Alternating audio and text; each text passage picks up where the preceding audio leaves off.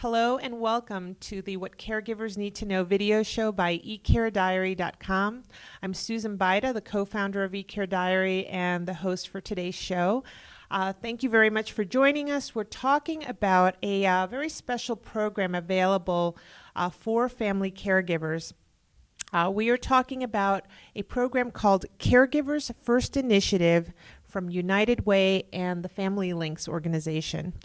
We're very excited to have with us Emily Andersen, and Emily is a licensed social worker and care coach for the Familylinks Caregivers First Initiative. I met Emily a few weeks ago as we were talking about some of the things that they do to help family caregivers. She has been with the program since its beginning, which actually started in September of 2014, and her background is in home care and gerontology, and she is also certified in mental health therapy. So Emily, welcome and thank you for joining us. Thank you so much for having me here. So Emily, tell us about why did Familylinks and United Way start this initiative? Familylinks is one of the providers of care management services for the county. And as our care managers were going out there, they were meeting a lot of people who were helping take care of their loved ones. So they were meeting a lot of caregivers who were feeling really stressed, very burned out, and needing some support. So the care managers were coming back to the supervisors and saying, we need to do something here. Something's happening. And around the same time, the United Way was looking for ways to support caregivers and was trying to raise awareness of the rising need for caregivers. Absolutely. So we were able to partner to bring an evidence-based model to Allegheny County to support caregivers, help people with stress management, dealing with problem behaviors at home, and also accessing community resources. Right.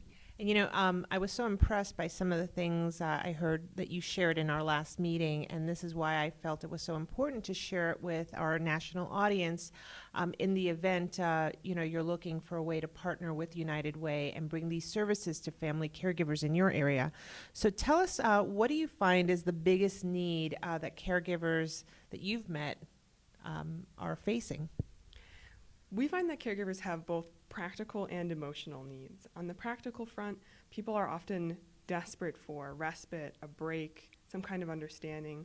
So the first thing that we often do when we meet people is look at what can we do, what resources can we bring in, how can you get more support from your family, from the community, what's out there. That's the practical side of things. But as we all know, there's also an emotional component to being a caregiver. And often people feel very isolated and alone in this, which caregivers are far from alone. Almost a third of adults in the United States are caregivers, and almost everyone will be at some point, and yet we feel very alone. Yeah. And so the emotional side of it is we work on stress management, self-care, and having a way to connect to people who are in a similar situation. Yeah.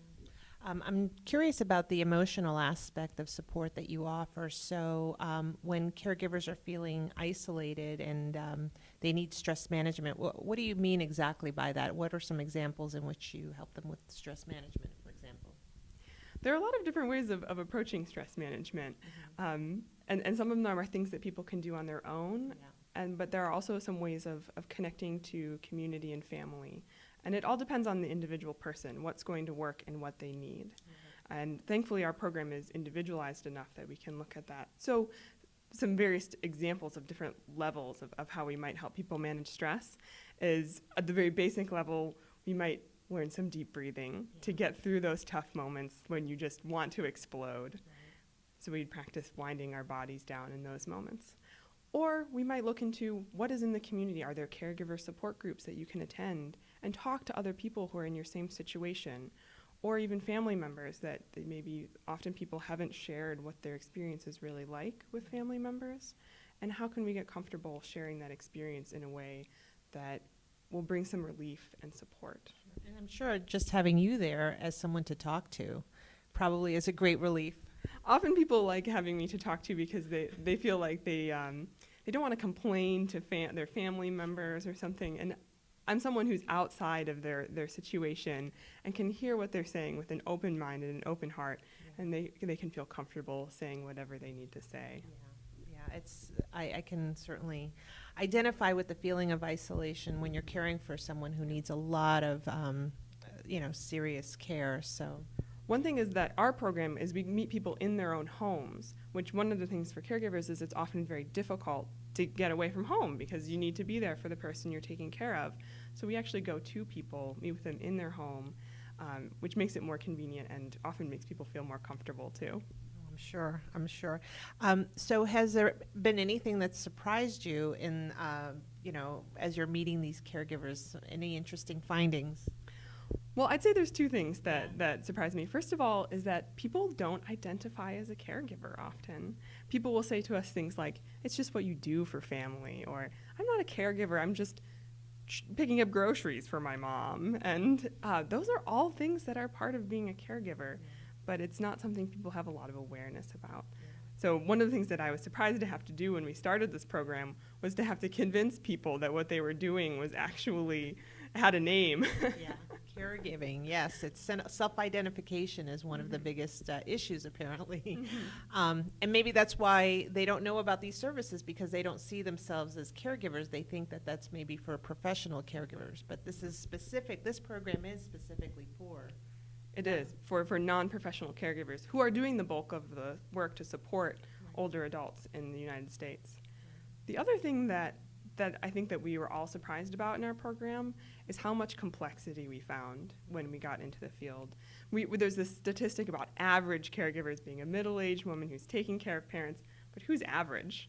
Right. Nobody's average. And when we walk into people's homes, into their lives, we're coming into a slice of life. And we've met people who are dealing with caring for multiple people, raising children, dealing with financial hardship or their own illnesses and grief, sometimes all of those things at once.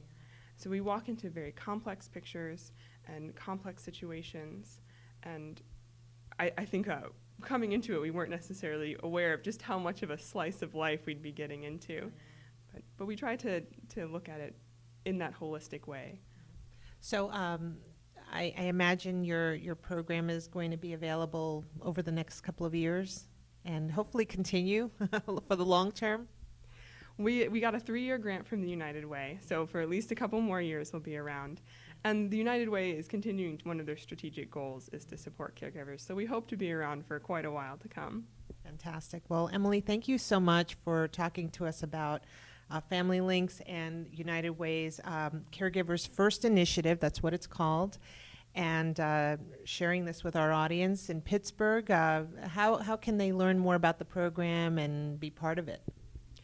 Well, they can go onto our website at familylinks.org, and you can look at what our program is about, and if you are in the Pittsburgh area, you can get involved. If you're not, you can also look at our blog. We keep a blog and I know you all keep a blog as well, but Please, with some tips and resources in the community.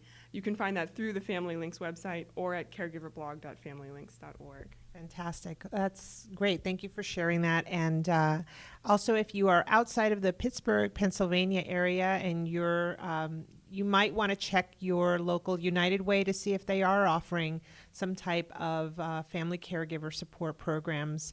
And Familylinks as well. Familylinks is national? Familylinks is Pittsburgh only, but there are similar kinds of organizations that around the country that can help. Great. Well, thank you all for joining us. Thank you, Emily, for giving us such great information. And if you have any questions, visit familylinks.org.